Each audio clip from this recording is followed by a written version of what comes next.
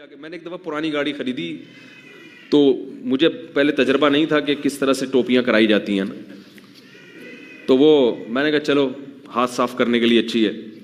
تو میں جب وہ ڈرائیور جو بیچ رہے تھے نا گاڑی ان کے ساتھ سائڈ پہ بیٹھا، اچھا میں گاڑی چلانے کے لیے بیٹھا، میں نے کہا چیک کروں، تو ایکسیلیٹر کا یہی حال تھا جو میں نے آپ کو بتایا. انہوں نے زمین آسمان کے قلابے ملا دیے گاڑی کی تعریف میں. یہ گاڑی 78 کروڑا ہے، 78 کروڑا جو ہے نا ساری ٹیکسیوں میں یہی چل رہی ہے، 78 کروڑا نام تھا بھائی 78 کروڑا کا.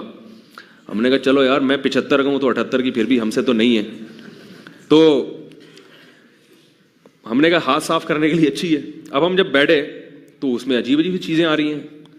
تو میں نے جب سب سے زیادہ جب مجھے دھچکا لگا نا، بریک لگائی تو نہیں لگی. تو انہوں نے کہا اس کی بریک 3-4 دفعہ لگائیں گے تو لگے گی.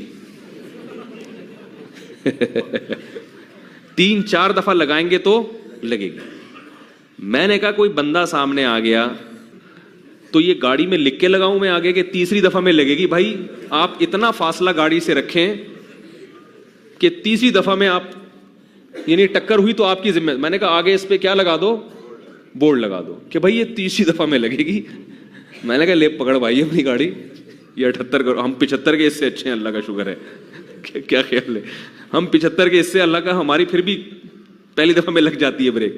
تو انسان کی عمر، مقصد بوڑھوں کا مذاق اڑانا ہرگز نہیں ہے، لیکن ایک حقیقت ہے کہ جب انسان کی عمر زیادہ ہوتی ہے تو اس کی میں اندر خواہشات تو کم ہوتی ہیں، لیکن اگر کسی طرف اس کا دل مائل ہو گیا تو بریک نہیں لگی. اس میں اعصابی قوت نہیں ہوتی، وہ روک نہیں پائے گا اپنے آپ کو.